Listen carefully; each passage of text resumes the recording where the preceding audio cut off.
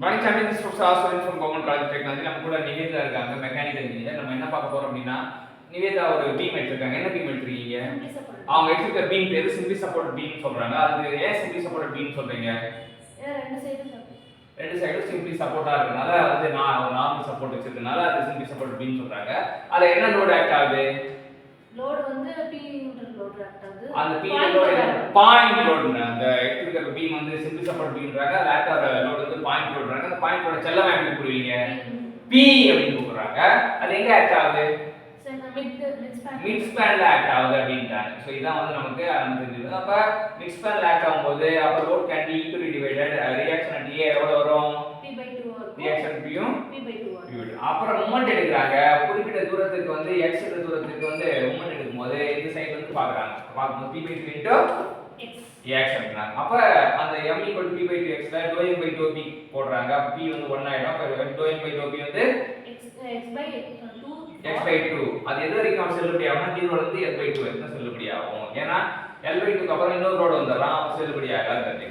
So due to this symmetry about the midpoint, the intense strain is stored in the half of the beam to the right of the constant is equal to the stored in the half of the left side. இங்க store பண்றதும் அங்க store பண்றதும் equal சொல்லிட்டாங்க.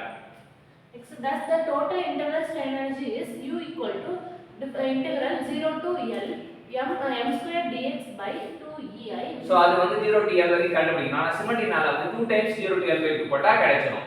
So அது மட்டும் இல்லாம m னா நம்ம கண்டுபிடிச்சிருக்கோம் px/2 சப்ஸ்டிட்யூட் பண்றோம். px/2 அங்க சப்ஸ்டிட்யூட் பண்றோம். ஸ்கொயர் பண்றோம். அது 0 to L/2 போட்டு 2 டைம்ஸ் போட்டுறோம். அப்ப டெல்டா ∂u/∂. இப்ப அது வந்து என்ன கிடைக்குது? அப்ப டெல்டா ∂u/∂p.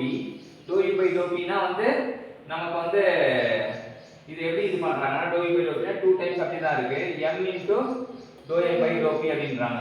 அது என்ன சொல்றாங்கன்னா m ∂m/∂p எப்படி இருந்துன்னா நமக்கு மேல இங்க இது எடுத்துக்கிட்டீங்க அப்படின்னா m ∂m/∂p அப்படி சொல்லலாம் dx சொல்றாங்க. சோ இப்போ இத 0 to L போட்டீங்கன்னா அது இது வரும். சரி ஓகே.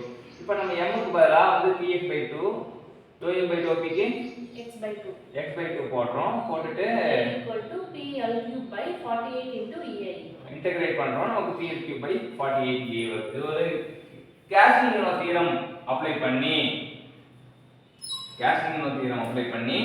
ஸ்ட்ரெயின் எனர்ஜி கண்டுபிடிக்கிற மெத்தட் தான் இந்த டெரிவேஷன். இது ரொம்ப முக்கியமான எப்படி கேஸ்டிங் தியரம் அப்ளை பண்ணி டிஃபரன்ஸ் கண்டுபிடிக்க பார்த்தோம். கற்றுக் கொடுத்த நிவேதாக்கு தேங்க்யூ சொல்லுவோம். தேங்க்யூ.